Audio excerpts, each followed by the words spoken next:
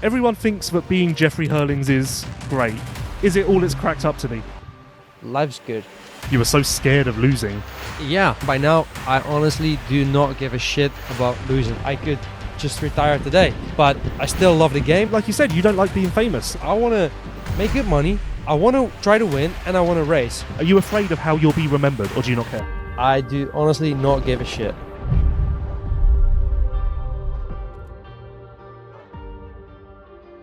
Did you enjoy winning in 2018, or was that the same, where I'm going to win every week, so let's just do the job, stand on the podium, collect our trophy, and go home? Yeah, that year I was also so scared of failure. Like, I trained so much, and then I would get so pissed. Because I see everything on social media. I would open my social media, and I see Tony Cairoli laying on his boat. And I just did like a 3-hour cycle, just did like 2 40-minute motos, did an hour gym session, and this guy just laying on a freaking boat, and he can basically almost beat me. I got so pissed, but like I knew I would get him on the end of the motors. I put in so many hours of training. Like I would eat so much just because I had to hold on with my training. You know, I would train like 4, 5, 6 hours a day, and after all, it's been maybe too much. Like. But I was fit, man. I was really fit that year. I still remember like interviewing you after the races in 2018, and you looked like a bodybuilder or something. You looked like you were doing some sort of competition like that, not motocross. Yeah, like I felt fit, and that also made me strong because I would line up, and I would be like, "You were on your boat last Tuesday," and I was hammering down motors on Lommel. If you whole shot, fine, I'll come and get you. I'll come and get you. So,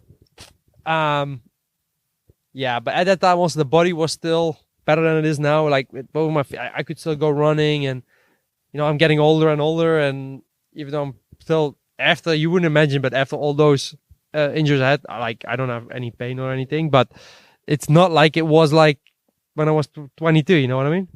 It's you say you read all like the social media comments and stuff. Do you read other riders' interviews? Because you talking about that reminded me. I clearly remember 2018. Trentino interviewing Tony, and he was like, yeah, of course Jeffrey's beating me. I'm not trying at the moment. I'm not training as hard as I should be. I think what he said exactly was, I'm just a bit bored of training, so I don't really try at the moment. So that's why Jeffrey's beating me, like, of course. Yeah, and that actually really pisses me off. Also, did you read that or see that, or someone told you? Yeah, also, no, I'm still seeing it. Like, I will look back the motos, and then after the pre-race interview, some guy's like, yeah, I didn't win because I hurt my knee. Or my wrist is hurting. Bro, if you want my freaking feet, you don't even ride a bike, mate. So, like, I always hate it when there's always excuses. Just tell them when you get beat. Like, I'll tell them when they beat me straight up. I don't mind. Like, I get beat straight up so often. Like, I always hate it when people keep finding excuses. Like, just say when someone else is better. Yeah, that's actually something that's good about you. Like, we've spoken a lot, like, on the record, off the record, and I can honestly say I have never heard you make an excuse. No, I don't. Like I don't. Bit cheapy. I got passed this year. I don't even. When did I get passed this year? Well, probably the first couple of rounds. Yeah, but straight no, because I just start shit. But when did I honestly get passed straight up? Because in Sardinia, I've been coming like twice from last. Latvia qualifying race, Prado was close, but he didn't pass me. No, you remember that? France, no one really. I don't know. Can't remember. Anyway, in Argentina, Renault, for example. He passed me like straight up because he was just faster than I was. Done. I don't have excuse. Yeah, what was my excuse? I didn't race for so long. Yeah, right. I didn't race for 15 months, but the dude was just faster than I was. That's it. Ready? No. Same. The next one, Swiss, right? Favre passed me.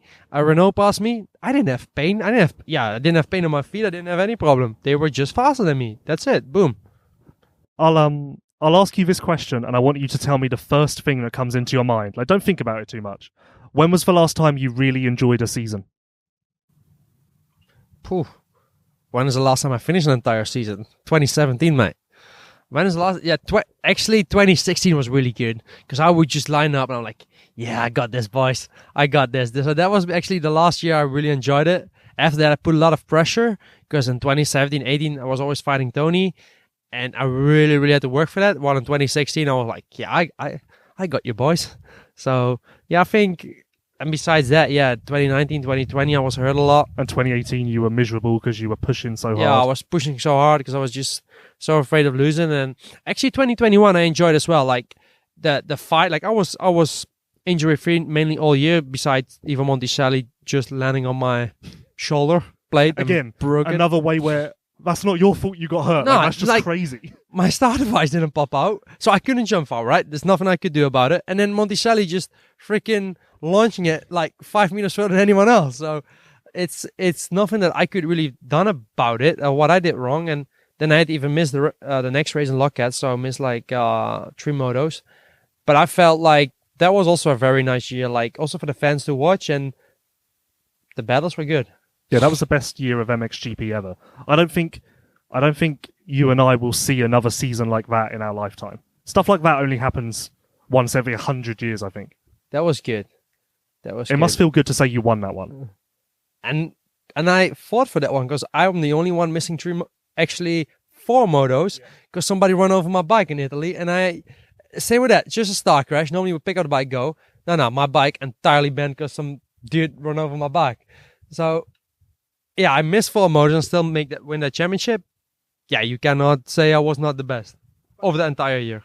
Again, though, how do you, like, someone runs over your bike in the first moto, how do you not get 2 down? I don't understand how you don't walk away from that and just be like, you know what? Fuck this. Someone's got it out for me. I've got bad luck, clearly. I can't be bothered anymore. This is just ridiculous because I'm not doing anything wrong and shit keeps happening. Yeah, I'm like, I knew it still happened. I walked away. I'm like, fuck you. That's how I felt. Like, I didn't even know who it did. And I just felt like there's nothing I could have done about it. There's nothing. I mean, if somebody runs over my bike, then it's normal the bike get damaged. There's nothing KTM could have done about it. It just happened, and there were no explanations. What do you think when you hear people say that your MX2 wins don't count? Or they count as half a win or whatever? Bullshit. Then go on, hop on the bike and win one. MX2 counts as much as MXGP. Yeah, MXGP is a more higher level, but winning those MX2 races, if it was so easy, then why nobody has done winning so many then? If it's so easy, It's not easy to win an MXGP race too. But it's even more difficult to win an MX2 race, but it's even more difficult to win an MXGP race, I'm not going to admit. But I mean, in the years of like 2014 and 2011, when I won GPs against Roxen, Paulin, Frossard, Van Horbeke, they were not easy. I mean, at that time, it was more easy, I think, to win an MXGP because it was just Tony and Kevin Strybos, Clement de Sal. So at the time, I was fighting probably more difficult guys than I had to fight an MXGP at that time. You know what I mean? I agree with that because from 2010 to 2014, MXGP was Tony, de Sal, Paulin. And that was pretty much the podium every single week. 2014, Van Horbeke was second every single week, and you beat him in MX2. Yeah. So you can use that as a test to see how tough MX2 is. Yeah, exactly. So they weren't super easy. It's never easy to win at that level. And that makes you angry hearing that? Nah.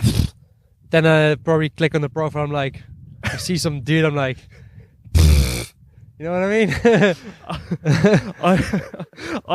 I think, again, knowing you as well as I do, I think that your ego is your biggest strength. I think that drives you. I think that helps you. And I think I think every top athlete has to have an ego. And I think that yours is very, very good. Do you agree with that? It's hard to say about myself. But I do think different about a lot of things. I'm definitely not a fake person. Like sometimes when I look social media, I see so many people licking each other's ass. I'm like, I don't like this shit, bro. And I'm like, I'm different. Like I barely put anything like that. And I think it's also because I'm Dutch. Maybe I'm pretty fast forward. And when you know me, you know what you see is what you get, more or less. You know what I mean?